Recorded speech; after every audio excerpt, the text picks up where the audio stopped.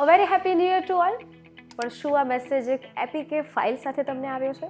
તો ચેતજો, આ APK file download કરવાથી થઈ શકે છે તમારું બેંક અકાઉન્ટ ખાલી. જી હા, નવા વર્ષમાં ન્યૂ સ્કેમ એલર્ટ વિશે તમને જણાવવા જઈ રહી છું. તો એ પહેલાં ચાલો જાણીએ કે શું હોય છે એપીકે ફાઇલ અને કેવી રીતે આ ફાઇલથી તમારું બેંક અકાઉન્ટ થઈ શકે છે ખાલી.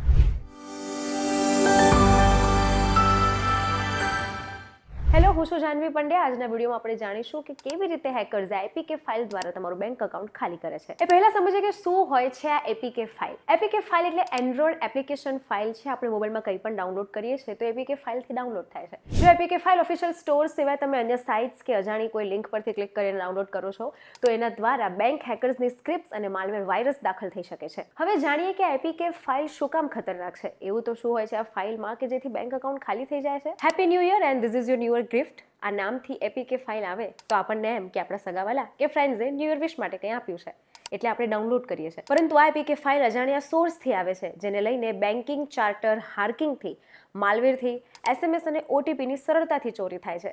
માલવેર, હેકર સ્ક્રિપ્ટ્સ, સ્પાયવેર આ બધાની શક્યતા વધી જાય છે.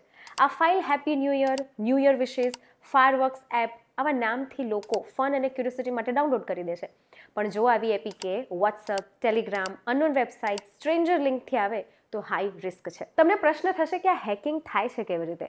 તો જ્યારે તમે અનનોન સાઇટ્સ પરથી અથવા આવી રીતે આવતી એપીકે ફાઇલ ઇન્સ્ટોલ કરો છો તો તમને ન દેખાતી અજાણી એવી એપ્લિકેશન ઓટોમેટિક ઇન્સ્ટોલ થઈ જાય છે. એ હોય છે એક સ્પાયવેર અને એક માલવેર વાયરસ. હેકર્સ આ એપ્લિકેશનના માધ્યમથી તમારી બેંક ડિટેલ્સ, ઓટીપી, પાસવર્ડ્સ, મેલ આ બધાના એક્સેસ તમારા સાઇટથી બંધ કરી દે છે અને પોતે એક્સેસ લઈ લે છે. એપ્લિકેશન ફક્ત ગૂગલ સ્ટોરમાંથી જ ઇન્સ્ટોલ કરો. કોઈ અજાણ્યા વ્યક્તિ કે સોર્સ પાસેથી મળેલા એપીકે લિંક્સ પર કદી પણ ક્લિક કરશો નહીં.